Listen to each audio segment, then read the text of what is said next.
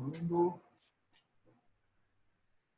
Olá, eu sou Carlos Orfan e esse é o canal do Sejus, Coletivo de Estudos, Espiritismo e Justiça Social.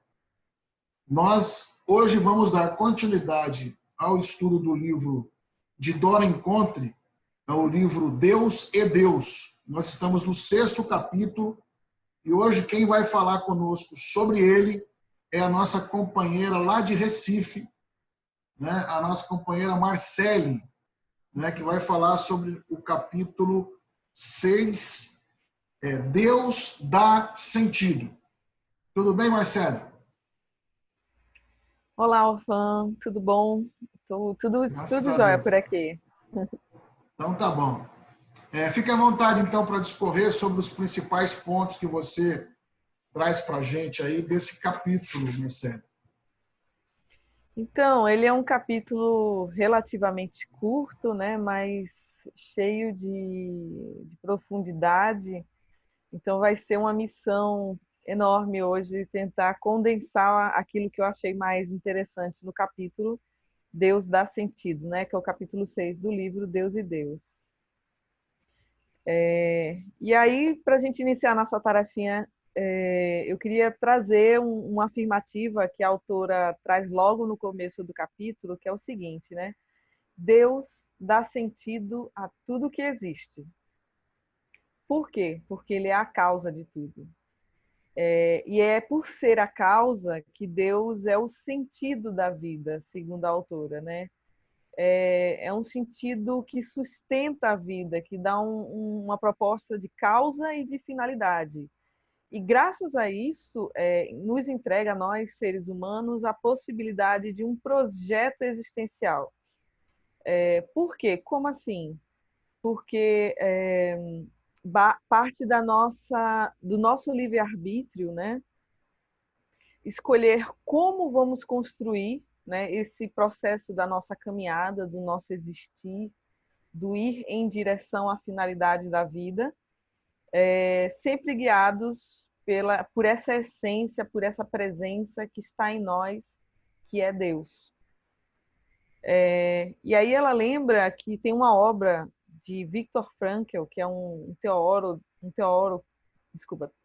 teórico de psicologia, que trata da questão de Deus, né? Que faz como parte intrínseca da natureza humana, e ela traz que o Viktor Frankl afirma que a existência das religiões em todas as culturas é uma tentativa de dar sentido à vida, né?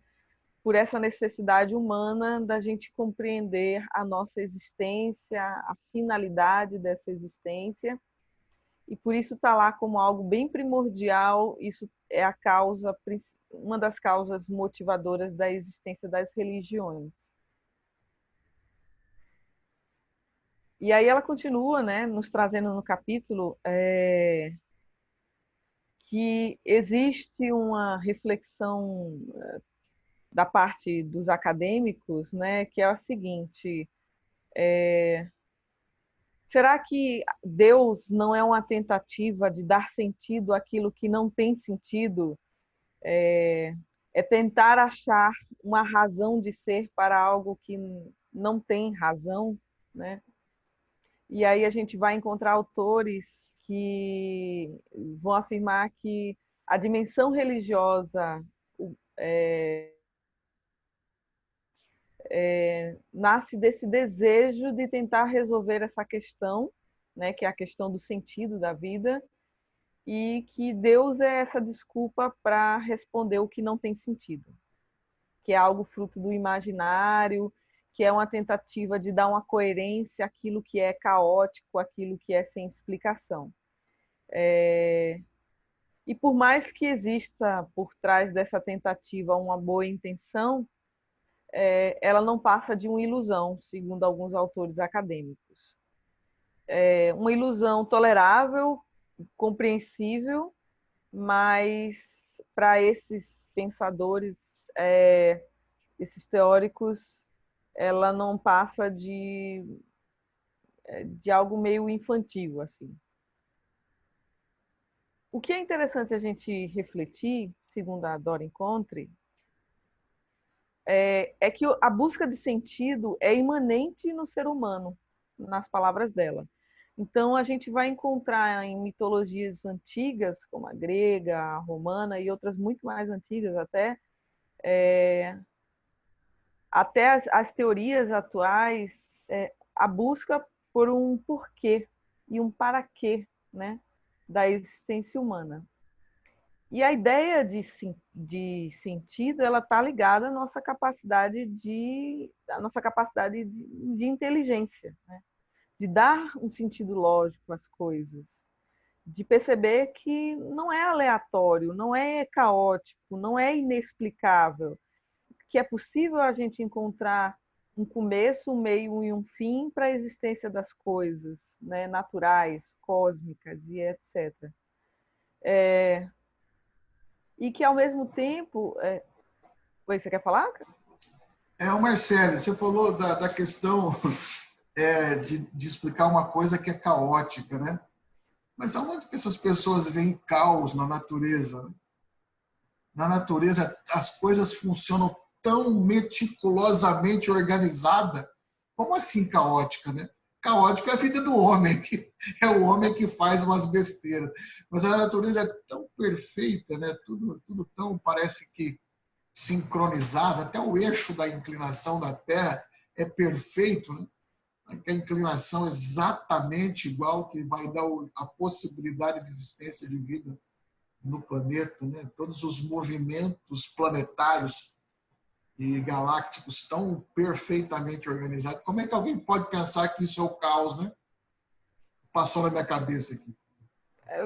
É difícil, né, Ufam? Mas há quem veja, né, nessa origem da vida. Eu lembro que, por exemplo, nos meus livros de ciências da época da escola, lá para a quarta, quinta série, né, como a gente chamava na época, acho que agora é quinto ano, sexto ano, a gente ia ler lá que daquele amontoado de substâncias presentes no ambiente aquático começou a origem da vida, né, no planeta.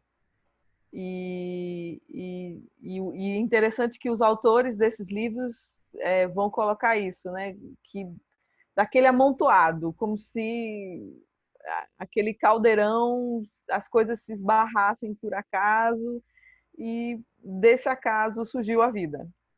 Então, sempre vai haver um esforço intelectual de tentar explicar o que não parece tão racional assim, dizer Então, que é o isso caos... quando a gente foca no planeta, né? Na Terra, né? Mas quando a gente, como a doutrina espírita, vai além disso, quer dizer, né? Na vida espiritual, me parece que é acertada essa questão de que Deus dá sentido a isso tudo. Né? Não Deus compreendido exatamente. Eu já estava ouvindo uma fala daquele rapaz que fala na rua, parece que largou o que tinha para viver na rua e tal, aquele Eduardo Marinho, né? Ele fala umas coisas interessantes, aquele rapaz, né? Ele é muito Uhum. bom. Mas ele estava tentando falar de Deus. Falar, por que eu vou tentar entender uma coisa que eu não entendo? Então, eu prefiro ficar na ignorância do que ficar sendo manipulado pelas religiões. Né?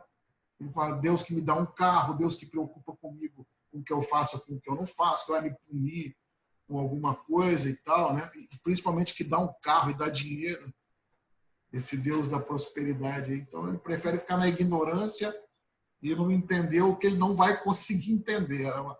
É uma opção, né? Eu acho que é até uma opção inteligente do que a gente optar por negar a razão e abraçar certas ideias bem irracionais. Eu trouxe esse exemplo, né, mais próximo de nós, como a origem da vida na Terra, porque aí você vai ter pessoas que vão dizer que a origem da vida foi fruto de um caos, né? Vai ter gente dizendo que foi pura coincidência de ter lá todos os elementos necessários, e vai ter gente que vai dizer que foi a vontade de Deus, e vai ter gente que vai pular essa etapa, né? E vai dizer que já começamos com dois seres humanos caminhando sobre a Terra. Então, entre um pensamento e outro, eu acho que vale o esforço de buscar aquilo que é mais lógico, sensato, ponderado, que não vai negar a nossa capacidade de dar um sentido lógico, racional para as coisas, né? Mas aí o que é interessante da gente estar caminhando para esse debate é que todo esse esforço, ele é um esforço não só para encontrar o sentido do começo para até esse momento onde a gente está, né?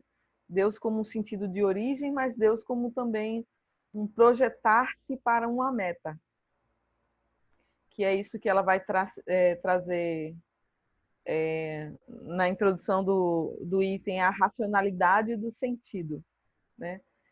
Que é o seguinte, a gente pode, segundo a autora, Dora Encontre, a gente pode observar que há duas espécies de lógica que vão percorrer os filósofos tanto do Ocidente como do Oriente. A lógica do ser e a lógica do devir, né? Devir. A lógica do ser, ela está fundamentada dentro daquela ideia que a gente vai encontrar lá, inclusive na Bíblia, né? Quando Deus diz a Moisés, Yahweh diz a Moisés, eu sou o que sou, né? Algumas traduções vão colocar eu sou, né? Quando Moisés questiona quem és, né? E aí a resposta de Deus para Moisés, eu sou o que sou. E aí a autora faz uma reflexão que essa resposta que está lá nesse livro que é fundamental para o judaísmo, o cristianismo, é a resposta da identidade absoluta, da identidade do Ser Supremo, né? Da identidade de algo que sempre existiu, né? E, ao mesmo tempo, a origem da nossa identidade. Então, se somos filhos e filhas de Deus, somos um ser divino. Somos um ser, como é que eu posso dizer assim, completo, né? Não necessariamente eterno, não somos Deus nesse sentido, mas Deus como origem me dá também um sentido para a minha existência, para a ideia de que eu sou um ser divino. E, ao mesmo tempo, como consequência desse pensamento, como ser divino, como uma criatura, como um ser que veio de Deus, eu me conecto com ele, né? Minha essência me permite me conectar com o Criador ou a Criadora de todas as coisas. E essa tradição, essa ideia, esse pensamento, né, de algo supremo, que é Criador de tudo, e nós como origem, e essa fonte como nossa origem, também vai ser encontrada em Platão, em Aristóteles, no Oriente, na própria filosofia confucionista. Então, o pensamento de Deus como origem, como nossa origem, da nossa essência, isso como parte da nossa identidade, nos dá uma sensação de estabilidade, de permanência, de solidez, porque nós somos algo, nós somos alguma coisa, nós somos alguém. Eu não sei se eu estou sendo clara, Ofan, você está conseguindo?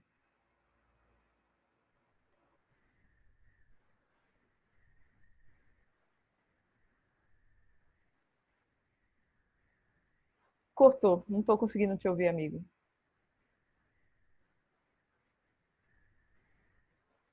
Eu não liguei o som aqui.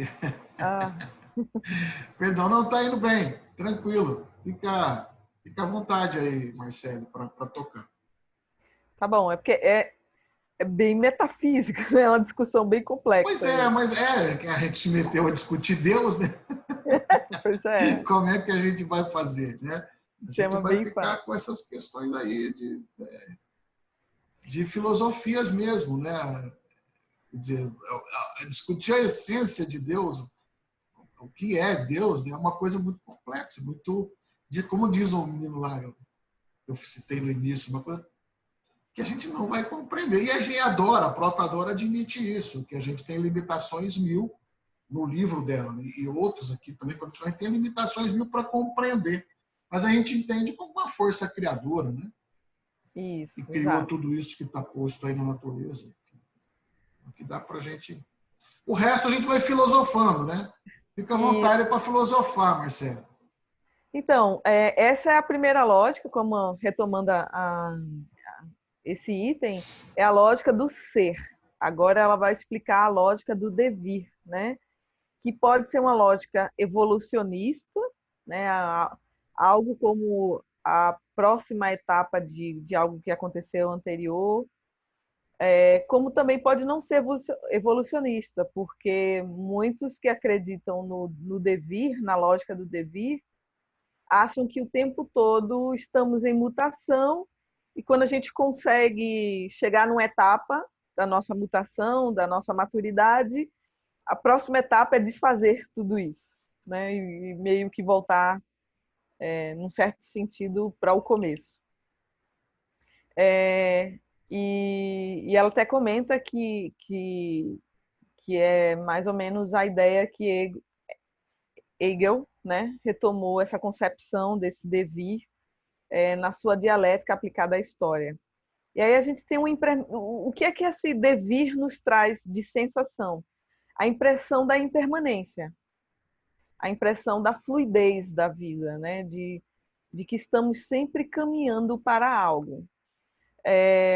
No entanto, apesar de muita gente dizer que essas duas lógicas não são compatíveis, o que acontece é que para a Dora é possível sim promover aí uma união desses dois pensamentos. Ou seja, a lógica de que a gente pode aceitar contradições e encará-las de uma forma positiva, natural, porque uma delas sozinha não consegue explicar o universo, né? Não consegue dar uma visão mais ampla do universo. A lógica do ser, ela é uma lógica que dá uma ideia muito estática do universo. É como se as coisas já estivessem acabadas ou próximas disso, né? Então, se eu sou um ser divino, eu não consigo explicar, por exemplo, por que o mal existe, né? Eu, como criatura divina, por que eu sou também capaz de promover a maldade, de promover a destruição, de promover a negação da existência da vida dos animais, das plantas, de outros seres humanos? Então, acaba que a gente entra aí numa contradição, né? Isso é ruim. Por outro lado, a lógica do devir dá aquela sensação de um esforço constante para completar a realidade. E isso pode gerar até uma sensação do nada, né? O nada como algo possível. Porque nesse processo do eu não sou, eu serei, eu poderei ser algo divino, eu tenho a tendência a ser algo divino, as coisas não se completam, porque é algo que está sempre para acontecer, estamos sempre em mudança, e quando é que a gente chega? E quando é que a gente chega? Então, o que ela está propondo para nós nesse capítulo é aceitar uma instância de imutável, né? Que a vida é imutável, mas ao mesmo tempo ela tem uma característica de imutabilidade quando a gente admite a existência de Deus. Deus como a essência, como aquilo que está por trás de tudo, ele é imutável. Ele não está sujeito à mudança. E isso dá uma estabilidade para o universo. Ao mesmo tempo, os elementos que compõem o universo, que não são Deus, estão em constante mudança. Estão passando por um processo de mudança, de devir. Então, é possível promover aí um esforço de diálogo entre essas duas coisas, segundo a Dora.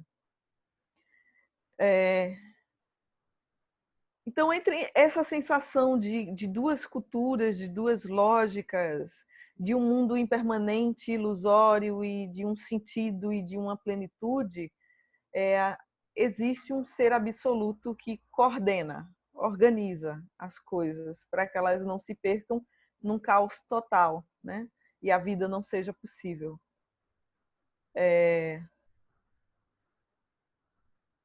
A questão é o seguinte, que muitas teorias, para Dora, vão tentar enquadrar Deus não no sentido de estabilidade, mas no sentido de instabilidade. É quando, por exemplo, a gente dá muitas características humanas a Deus. Deus com raiva, um Deus guerreiro, um Deus vingativo, um Deus que pune, um Deus que julga, um Deus que culpa, por exemplo, é um Deus instável. E aí, essa instabilidade do Criador do Universo nos dá a sensação de uma falta de sentido para a vida. Então, ela pede que a gente tome muito cuidado com isso, com essa projeção nossa para Deus, né? Até aqui tudo ok, Orfã? Perdão, de novo eu esqueci de ligar. Tudo ok, Marcelo. Eu acho que está indo tranquilo. Agora, nós já estouramos os nossos 20 minutos. Se você pudesse ir fechar o fechando tempo aí. Ai, caramba! Então, vamos lá. Eu queria fechar, né, sem conseguir completar totalmente o que está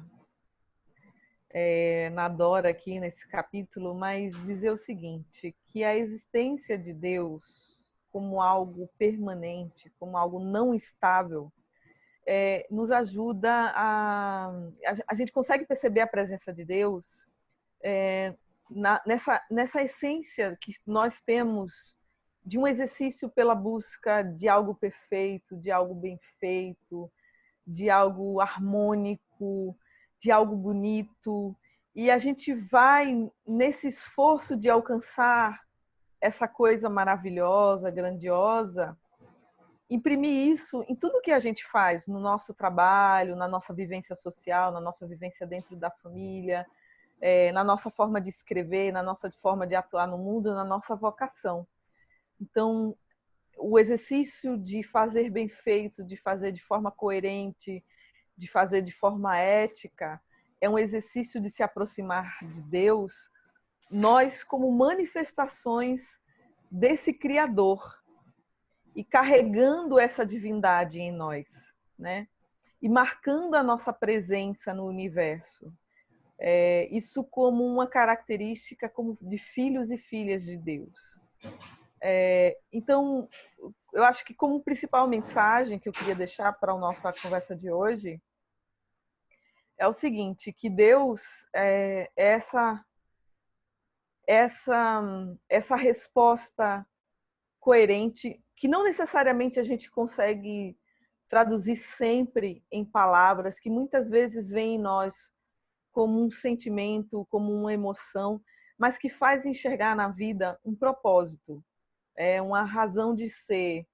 E por isso existe um esforço, não só de nós espiritualistas, espíritas, mas muitas vezes de gente que se diz materialista, ateu, de imprimir na vida material, de imprimir em tudo que a gente faz, uma sensatez, uma lógica, para que o mundo seja hoje melhor do que foi ontem, para que o mundo amanhã seja melhor do que hoje.